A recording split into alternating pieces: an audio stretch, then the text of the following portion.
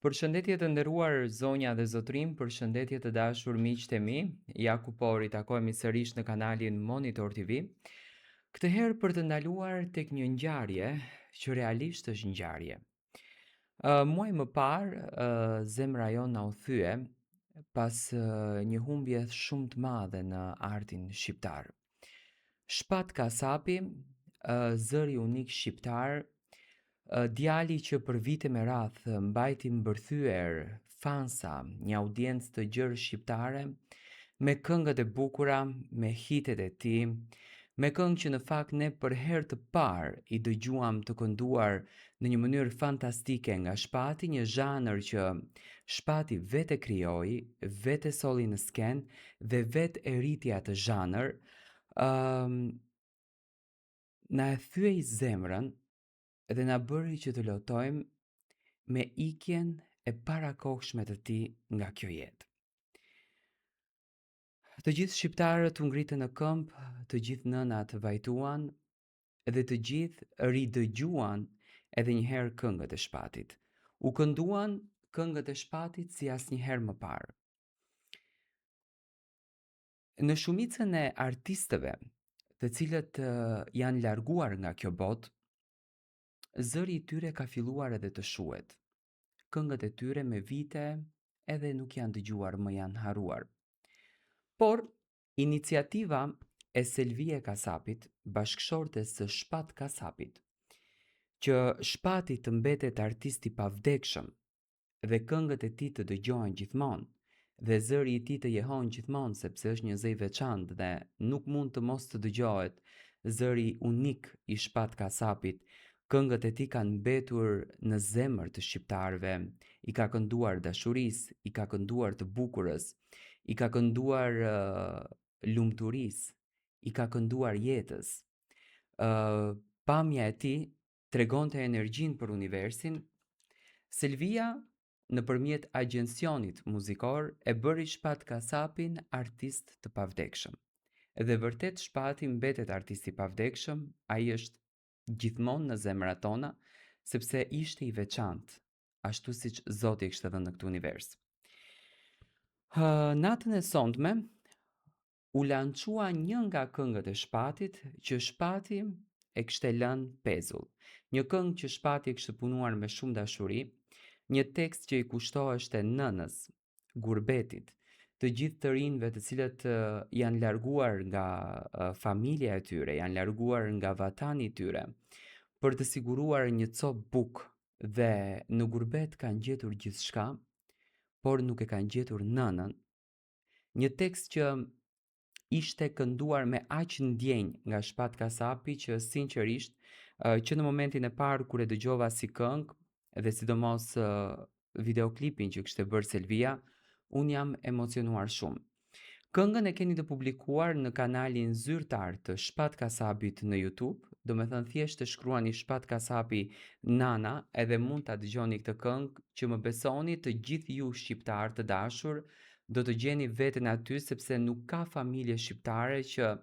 një familjar të tyre, ndaç djalë, ndaç vajzë, ndaç nip, ndaç mbes, që nuk e ka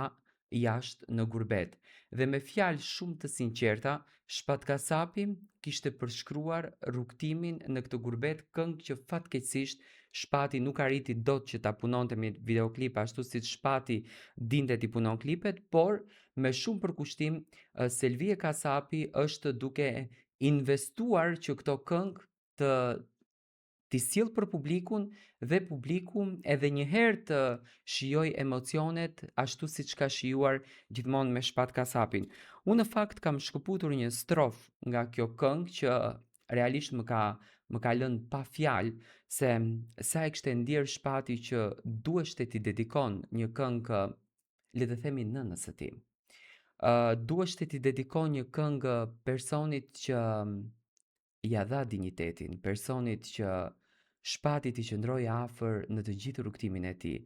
personit që Shpati ndau të gjitha momentet me të, sepse vetë jeta e Shpatit, vetë puna e Shpatit ka qenë në një farë mënyrje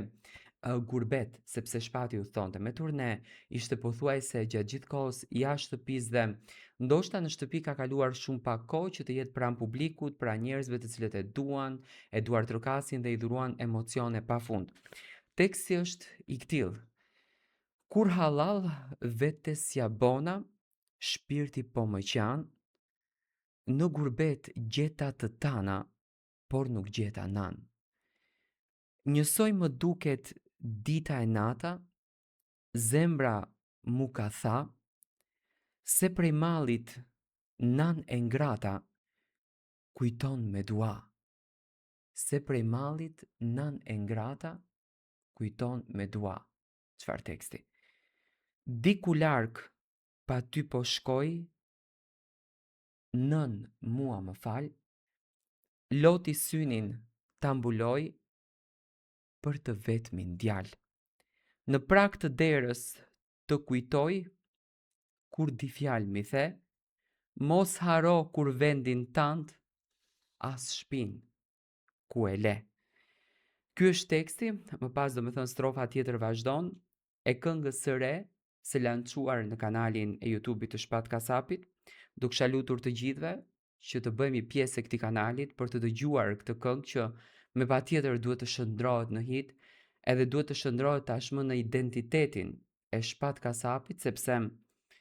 është, mendoj, e vetmja këngë që më shumë se kur Shpatin e ka lidhur me gjën më të çmuar që e kishte me nënën e tij. Shpati ka qenë shembulli se si një djalë duhet të ketë raportet me nënën, se si një djalë duhet ta respekton nënën dhe se si një djalë duhet të jetë i lumtur pranë nënës së saj, pa marrë parasysh edhe nëse është larg. Në videoklip Selvia ka përzgjedhur që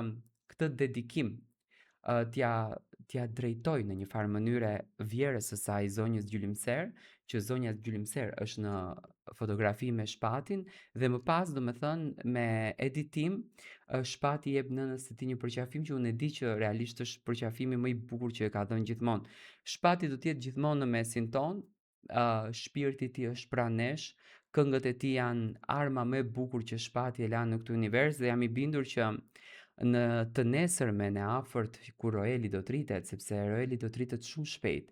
vitet kalojnë, do të ndihet krenar se çfarë babai shëmbullor ka patur, çfarë babai fantastik ka patur si për gjyshen e tij, në këtë rast për zonjën Gjylimser, do të thënë çfarë kulturë ka patur kjo familje, që ka ditur të respektoj dhe më të vjetrit edhe të rinjt, por edhe për bashkëshorten e tij, që Shpati gjithmonë ka treguar që ka patur një dashuri të jashtëzakonshme.